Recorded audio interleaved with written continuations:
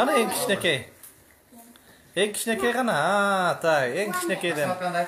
Assalomu alaykum deb, mana 9 balalı taşta keyiplerinde oturabız. Eng kichinakaydan başlayalım. Bunun adı kim? Ulanbek. Kim? Ulanbek. Ulanbek. Andan keyingisi kim? Anna. Sen kimsin?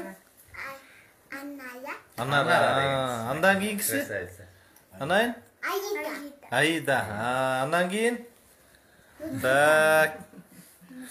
Andan Nursultan eken ha? Nursultan. Andan keyin? Aycan. Aycan. Tak. Aycan jönünde başlayız qana. Aycan jönünde aytıp ber. Sezbek sen özüň aytıp ber. Aycan kızımız bizden sınıftangan kızımız. Aycan'la bugünkü gündü Aziyanın şahmat boyunca 3 joluk çempionu. Kırgızstan'ın tarafında, şahmat tarafında iş salganбыз.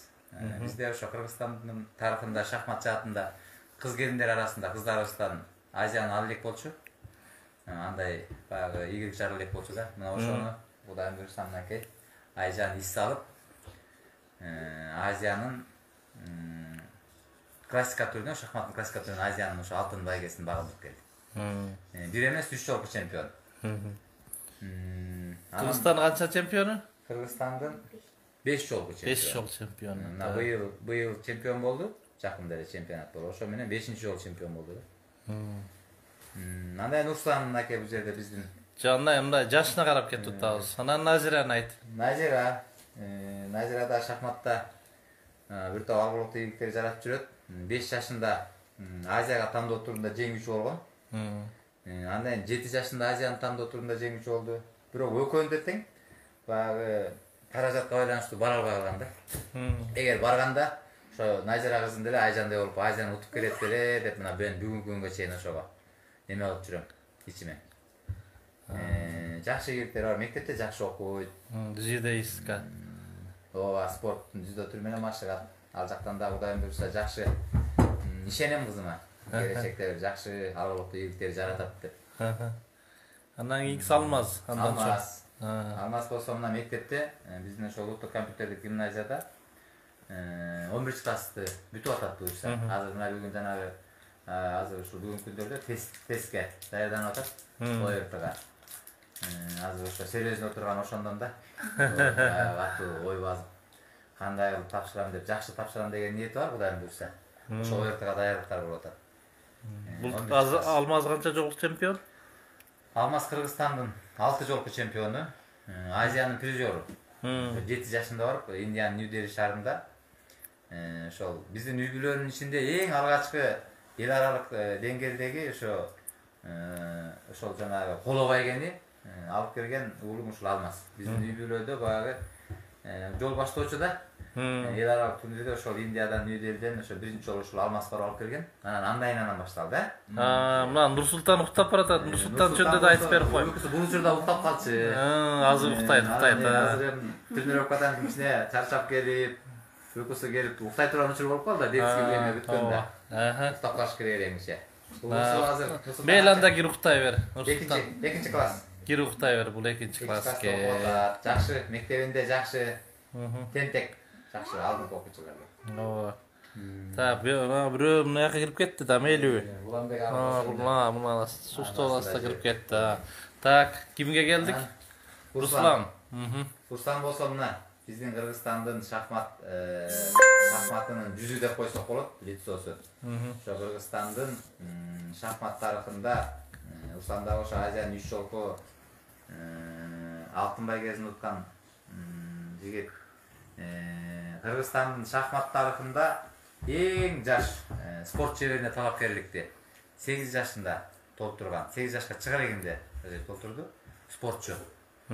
Спорт шеберине талапкерликти ошо 8 жашында толтурду, 13 жашында спорт шеберин толтурду. Кудай буйрса, азыр эми ошо спорттун эл аралык даражадагы чеберчилигин толтурам деп аракет кылып жүрөт. Жакшы оймактар бар, Кудайым буйрса. Мен балдарыма дайым айтам, эң негизгиси адам болгула. Чыныгы, татыктуу инсан болгула дейм. Кудай буйрса мен балам менен, Руслан балам менен сыймыктанам. Кыргызстандын желегин bir kança jolu, böyle jolu ayağında böyle jolu jelbiretti. Gümüş baygeleri var, 4 jolu uttu Aziyan'ı. Kolo baygesi var 20 yaşka çeyin, Aziyada 20 yaşka çeyin kolo baygen nezi olgan. Kırgızstan'dın 12 jolku çempionu. Buyursa gelecekte jakşı ulanlar var, öylөр var. Andayan Arzubek eң ulum. Eң ulum, anan eң suluğum. Arzubek бүгүнкү күндө Kreativ Talim деген bizde jakşı mektep var Kırgızstanda, сыймыктана турган эң жакшы мектеп. Ошо Kreativ Talimде булар ошо эксперименталдык кылышты. Ошо шахматты предметтик сабак кылып киргизген да, Kreativ Talim мектеби. Ошо жерде мугалим болуп иштеп атат. Бир жагынан тренер, бир жагынан маш кылуучу, бир жагынан азыр Юр Академиянын 3-чү курсунда окуп атат. Адвокатура жагында. Жакшы окуулар, жакшы болот. Бир жагынан мектепте иштеп, бир жагынан окуп жетишип атканда ыраазы болом. Мен өзүмдүн студенттик күндөрүмдү эстейм да элестетем. Биз да ошо студенттик күндөрдө ошо 91-92 жылдарга туура келди. Бир жагынан иштеп, тытынып, бир жагынан окуп, ошентип анан кийин студент болдук да, ошол күндөр өттү эле. Анан Кыргызстандын 4 жолку мына улан олимпиадага катышып жүрөт.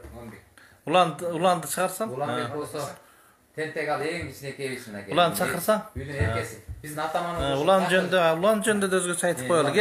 Кел улан. Мына столдун астынан чыкты. Биздин үйдүн улан жөнүндө айтып кой. Биздин үйдүн билерманы ушул Уланбек. Эгизбаев. Үйдүн эркеси Уланбек Эгизбаевдин атынан коюлган. Ооба. Улан Эгизбаев өзү тосуп алды беле? Улан Эгизбаев ошо биздин ошо Уланбек төрөлүп, ошо эмеден ошо төрөтканадан чыгып атканда өзү келип тартып кеткен. Бир жакшы ниети бар эле. Ал жигит биздин ошол биздин үй бүлө жөнүндө бир жакшы бир сюжет тартам, байке сиздерди бир үлгүлүү үй бүлө катары бир көрсөтөм. Жакшы бир сюжет даярдайм деп жүргөн, тилегине жетпей калды тилек каршынан. Ошондо Уланбекти ошо төрөлгөндө барып ошо тартып, анан ошо Уланбектин Эгизбаевдин ошо урматына атын Уланбек деп ырымдап койдум эле. Аябай шок экен, Шок ошо. Уланбек деги эмесинде болуп. Эми Байбичең жөнүндө. Байбичең болсо Жумгалдын 3-чү сулуусу. Ооба, Жумгалдын 3-чү сулуусу. Байбичең аябагандай айта берсе өзүнчө бир китеп, роман. Аябай ыраазымын. Себеби дегенде балдарга камкор эне. Анан кийин мына ушунча баланы кабагым башым дебей. Негизи спортто алгылыктуу ийгилик жаратыш үчүн спортчу. Үйдө шарт жакшы болуш керек да. Ошонун багы кирпигине чаң жогузбай, жакасын багы кирдетпей, курсагын ачырбай, жашынакай кылып, күлүп чайнап тосуп алып, кайра күлүп чайнап жашынак болуп, жакшы маанай менен узатып турган. Бул өзгөчө ошол үйдө ошол аял затынан көбүрөөк көз каранды. Анан бул жагынан алып келгенде, мен жубайым ушу балдардын ушул жерде ушунча эмгектери, ушунча жашынакай ийгиликтеринин эң эле негизги бөлүгү ушул жубайымдын немеси деп мен эсептейм, эмгеги деп. Мен эми мындай эле баягы чын-чынына келгенде мен жубайымдын эмгегин өзгөчө баалайм. Жубайым аябагандай терең ыраазычылык билдирип кеттим деп ушул мүмкүнчүлүктөн пайдаланып биздин ошо үй бүлөбүз менен жакшы ийгиликтердин артында ушул киши турат да, көчөгөнүн артында. Биз баягы көчөдө эле кыйын болуп жүрүп атпайлыбы? Негизинен ушу жубайымдын немеси ролу чоң. Мына Анара деген кызым айтып кеттим Анара. Красавица, өзү аябай эме жапакеч. Атасына тим эле чаңбай көчөдөн келатканда тозуп алып, аябай эме кылып турат. Күйүмдүү бир топкан Айда кызым да мынакей. Аябагандай тууганчыл, боорукер айнагыз, жапакеч кыз. Буюрса булар эми Айда эмки жылы барат, даярданып атат, окуганды, жазганды билет, эсептерди чыгарат. Жадыбалды жаттап койгон. Дайым берсе. Ошол үй бүлөм менен тааныштырып кетсем. Жакшы. Ошо. Bizler сыймыктанабыз силер менен. Арзыбек, давай, тренер сүйлө.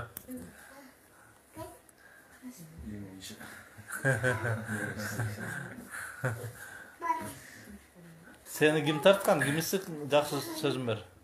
Ruslan. Ruslan sözüm ver. Ruslan Rusça söylüyor, Kırgızca söylüyor. Rusça Anglizce de söylüyor, bro. Kırgızca da söylüyor, ne memleketlik dili üstünde. Demek sıyla hurmatlaydı da. Ruslan, davay. Mekendeşlerge kalon aytıp koy. Bizim nübülemen tanıştığına biz şahmatta oynayan nübülelerden biz Kırgızstanda ne demek öyle şahmat oynuyorlar sportnaya maşıklar Молодец.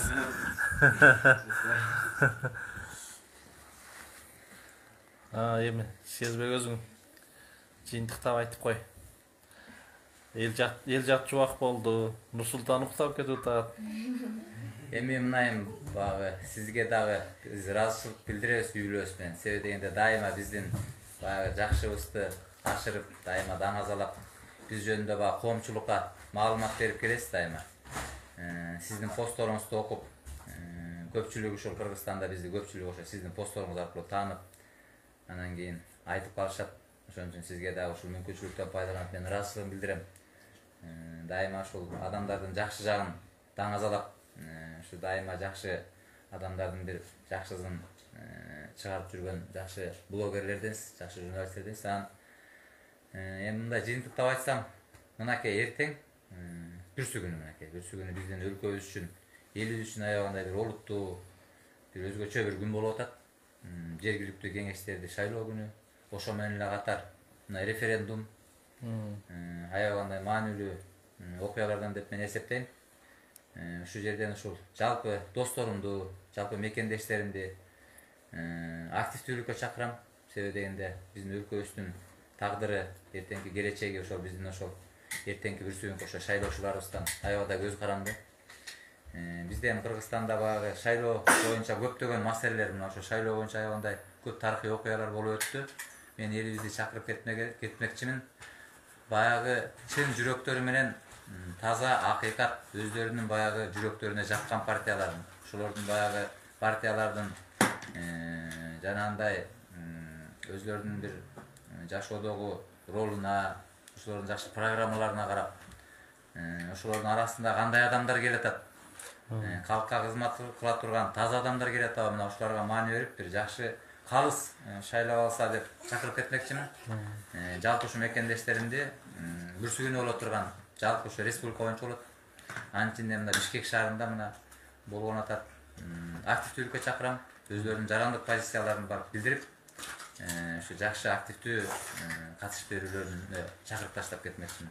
Өзүм жөнүндө айтсам, өзүм ишеним партиясынан ошо катарында, ишеним саясий партиясынын катарында талапкер болуп кетип атам шаардык кеңешке. Кудайым буйруса, элдин таянычына аябай ишенип турам. Себеби биздин партиябыз жөнөкөй партия. Чыныгы жаштардан, профессионалдардан түзүлгөн партия. Келечеги аябай кең партия. Программаларыбызды үгүттөө иштерин элдерге болушунча жеткирдик. Бүгүн мына жыйынтыктадык үгүттөө иштерибизди.